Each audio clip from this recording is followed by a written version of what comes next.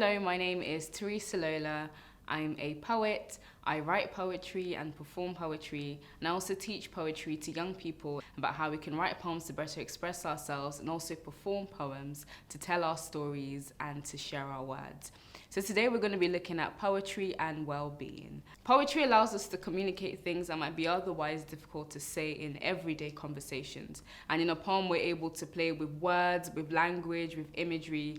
This is why poetry is a great tool for us to write about our well-being, because in a poem we're able to write out our thoughts and express ourselves, which is one of the healthy ways for us to maintain good well-being and self-care.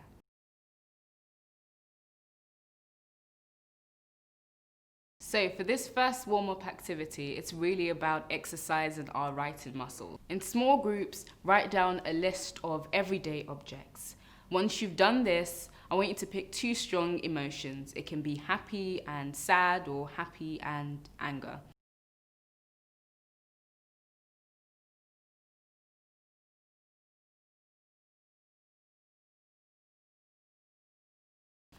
And once you've done this, I want you to go down through each object on your list and describe what would happen if each object was used with the two different emotions you've picked.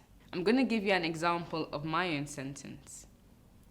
Socks worn with happiness keeps my feet warm and bouncing through the street. But socks worn with anger causes me to tear it open and leaves my toes icy cold.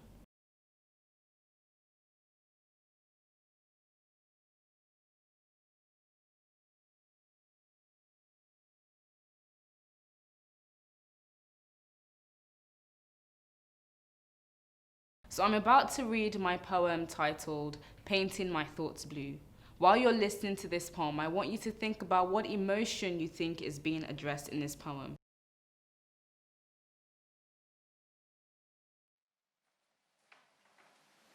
This poem is titled Painting My Thoughts Blue. Today, I choose to view the sky as a long blue duvet. I'll rest underneath, take each step with precise care.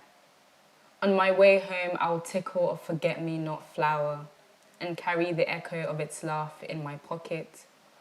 I'll cuddle blueberries in my mouth like bubbles of hope. Let the fruit of peace bloom inside me. If a peacock swipes its fan in my face, I'll nod and avoid a fight. Next time I hear an ocean roar from my window, I'll close it and wait till the next morning. So I'm sure you've listened to the poem and have different ideas of the emotion that you think was being addressed in the poem.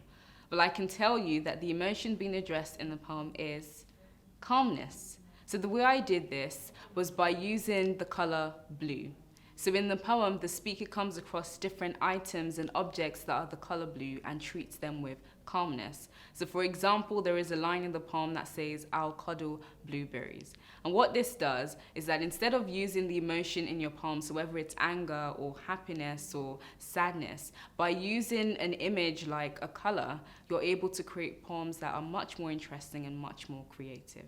Now for our first main writing activity, in small groups, I want you to pick a color and the emotion you think that color represents. So in my poem, Painting My Thoughts Blue, I picked the color blue, and blue represented calmness. So in your case, blue can represent happiness, or you can have red, and red can represent anger. So I want you to pick a color and the emotion you think that color represents. Next, I want you to write down a list of items that are that color. So a list of items and objects that are that color. So if you picked red, you can come up with a list of 5 things that are red. So you can have a red apple, for example.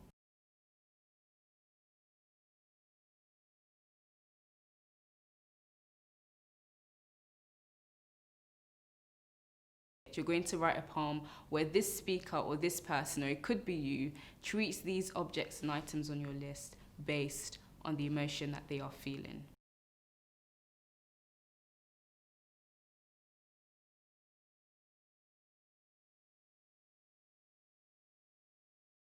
Once you've written your poem, now we're going to edit our poems. It's important for us to edit our poems to take away any lines that we don't think are needed or make our poems as specific as possible. So reading it back to ourselves to make sure that our poems are saying exactly what we want them to say.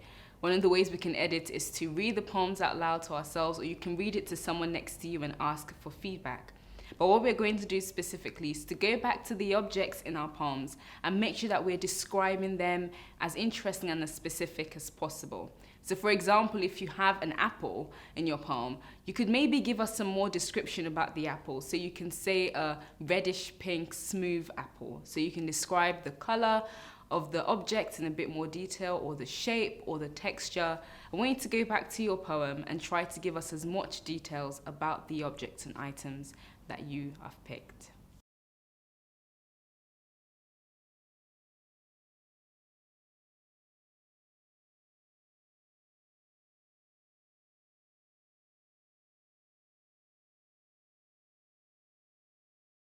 Self-care is an important part of maintaining our well-being, both physically and mentally. There are different forms of self-care, whether it's going out to exercise or spending time with family and friends, or going out for a walk just to get some fresh air. And self-care is very important. It helps us to manage our emotions, and it can also boost our self-esteem, which is important. Self-esteem is essentially how we feel about ourselves. One of the ways we can make our poems much more descriptive is by using our senses, so whether it's sight or hearing or smell or taste or touch.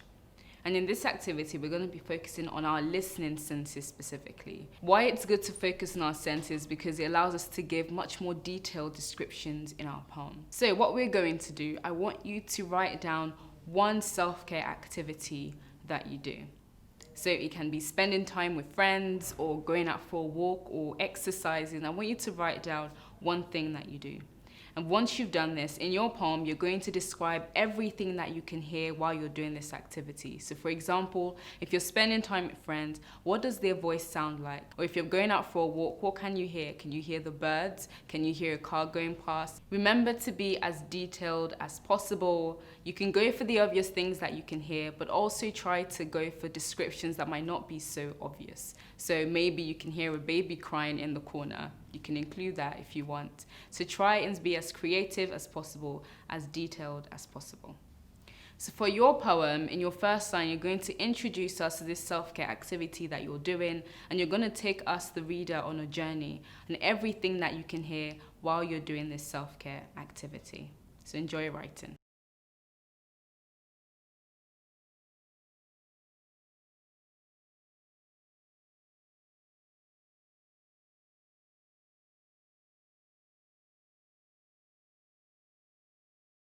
Once you've finished writing your poem, you can share the poem with the person next to you, or you can share it in front of the class if possible. When reading your poem, think about how you're going to perform your poem. Your body language, make sure that you are straight as possible. Make sure that if you're reading from paper, that your paper isn't covering your face and that you're looking at people and you appear confident. Try not to speak too fast, try to pace yourself as well as possible, and believe in your poems and be as confident as you can.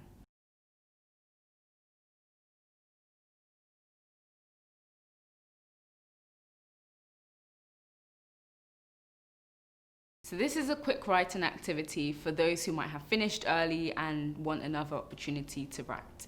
So what I want you to do is to think of a quote that you use often, or a quote that you love. So for example, I love the quote, "Still I rise," from a Maya Angelou poem, or a quote that says, "Everything will be okay," which is quite simple. Now I want you to continue that quote in as many different ways as you can until you run out of ideas. Once you've written your poems, don't forget to ask your teacher to send your work to Eastside. Your poems could be featured on the Eastside website, and you could also win a free workshop for your school.